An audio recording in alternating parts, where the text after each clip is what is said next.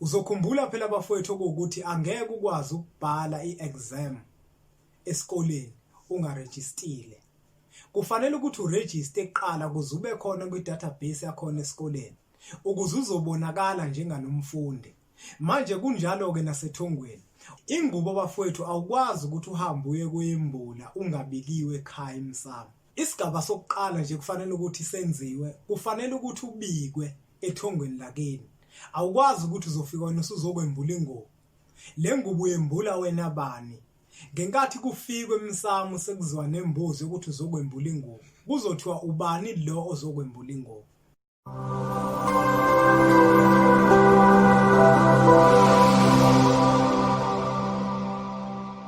Anginibingelele nginamukele umhlaba wonke nasendaweni zonke la kufinyela khona lo mfanekiso oqoshiwe.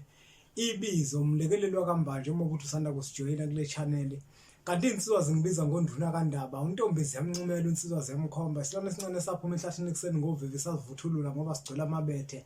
Ikholo elikholwa ngenhliziyo engadibhala kancane esontweni ukugqamgqama umsathe enkankane lakhala lathi ngahamba lithese lositha lathi ngahamba.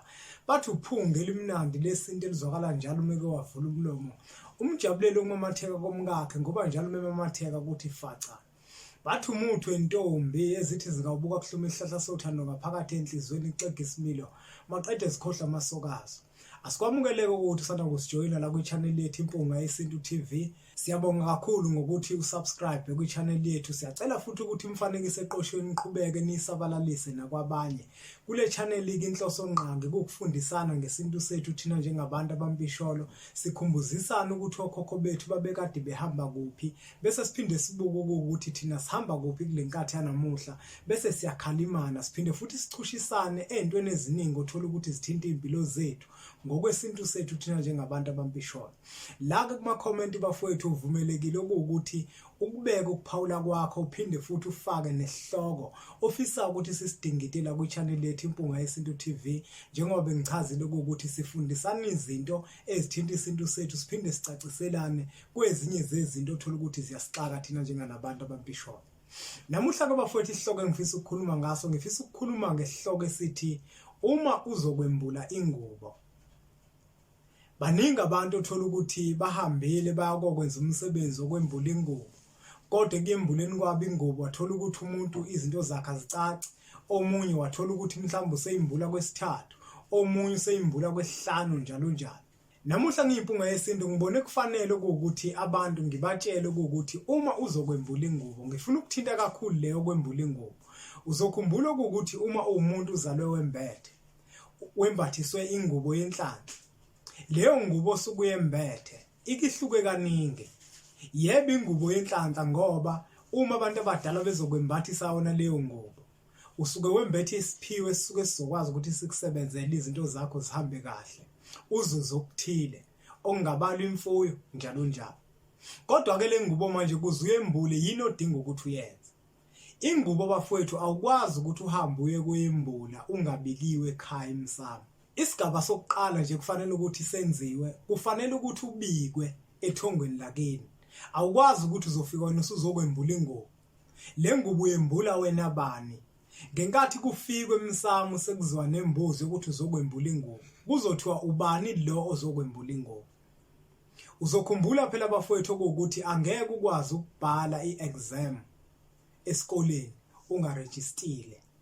Kufanele ukuthi uregister eqala ukuze ube khona kwi-database yakhona esikoleni ukuze uzobonakala njenganomfundi.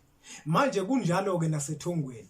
Uma ethongweni ungeke uzobikwe emsamo, ungabibikho ohlwini lamagama abantu bomndeni wakini, uzothi uma usufika uzokwembula ingubo ngenkathi iqala manje kuthiwa nanga umntwana wethu sibanibani uzokwembula ingubo enamembathisa yona okuyingubo yenhlanhla, uzobona ukuthi lo msebenzi uthi noma sewembulile kodwa izinto zingacaci kahle.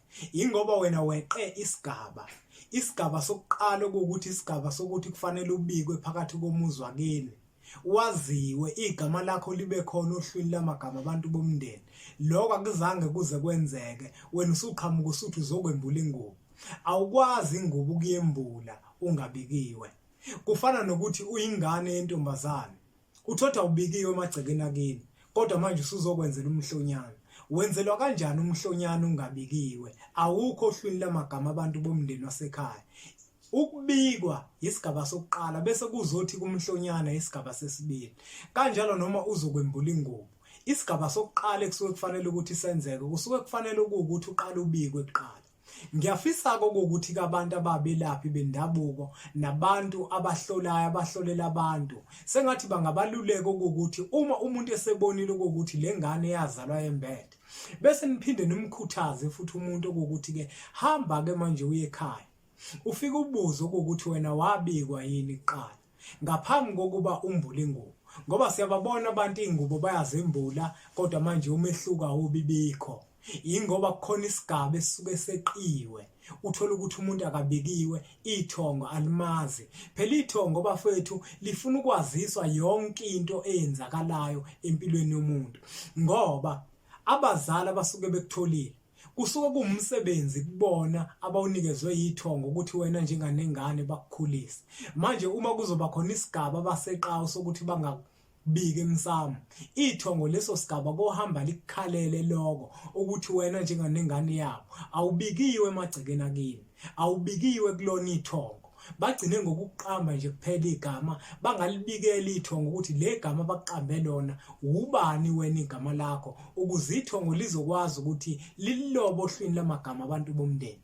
Yingakho ke bafowethu ngiyimpunga yesintu ngithake ngilithathe lethuba ngibatshela abantu ukuthi noma ngabe yini othola ukuthi uzoyenza ikakhulu ngithake ngigxile kuloku kokwembula ingubo ngoba abantu bayakhala kakhulu ukuthi bona ingubo bayayembula kodwa manje ekuyembuleni kwabo ingubo kuyefana izinto azenzeki kanti hayi ngoba nake izinto zisuke zingeke zize zenzeke kodwa ingoba kusuke kukhona isigaba wena oseqile ujahe wena ukuthi umbula ingubo kanti bengafanele ukuthi uqale ngokumbula ingubo kusuke kufanele ukuthi uqale ubikwe kuqala ethongweni ithongo likwazi ngaphambi kokuba kwenzeke into eziningi. Omunye umuntu naye ukakhala athi mina ngiyazama ukuthi ngicele ethongweni kodwa engikucelayo akwenzeki.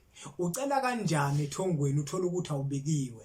Ukubikwa abafowethu kuyisigaba sokuqala esenzakalayo emntwini ngoba uzokhumbula ukuthi mawushiselwe impepho kukhulunywa ngegama lakho ukuthi nayi ingane yenu usibanibani ngenkathi kusho nje ukuthi nayi ingane yenu usibanibani nalelo gama lakho la uhamba khona ungqongqoza khona ilona elibizwayo nelibekwa phambili.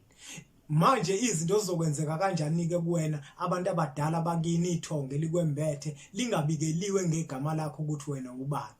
Yingakho bafowethu ngithi lo mfanekiso oqoshiwe angeke ngibatshela abantu ukuthi ukubikwa abafowethu uyinto ebalekile kakhulu iyona nto yokuqala ekumele ukuthi abantu bayenze ngaphambi kokuba kusuthi ke manje uzocela phakathi kwekhaya uzokwenza konke uzokwembula. Asithembe bafowethu ukuthi lo mfanekiso oqoshiwe abantu bayawuzwa futhi bayawuqonda ukuthi impunga yesintu ibifisa ukuchaza ini. Uma nje ngingafinqa sengiphetha ebengikusho bafowethu ukuthi uma uzokwembula ingubo kubalekile ukuthi uqale ngokubikwa kuqala uma kuukuthi awubikiwe kodwa mawubikiwe asikho isidingo sokuthi uqale phansi ubikwe ngoba ithongo lisuke selikwazi igama lakho lisuke selikhona ohlwini lamagama abantu bomndeni. Ithongo lokwazi ke lapho ukuthi uma sewembulile bese liyakwazi ukuthi likwehlisele lezo zinto elifisa ukuthi zehlele phezukwayo. Ngiyacela ke bafowethu ukuthi nizitholele incwadi zempunga yesintu. Ikhona incwadi esihloko sithi sithini isintu kanjalo nencwadi esihloko sithi amava ahlabahlosile. Ziyatholakala ezitolo zakwa Adams and Greeks. Uma useThekwini uyazithola ku West Street, uma useMaritzburg uyazithola lapha ku Long Market. Kanti uma ukuthi ukude nale ndawo siyakwazi ukuthi sizithumele ngeposi zifike kuwena qathatha. Ngiyabonga kakhulu ke bafowethu ngokuthi niloko niqhubeka njalo nisubscribe. Siyacela ke bafowethu ukuthi niqhubeke njalo nisubscribe la ku channel yethu Impunga Yesintu TV bese sithi nje impunga washintsha isikole lombhemu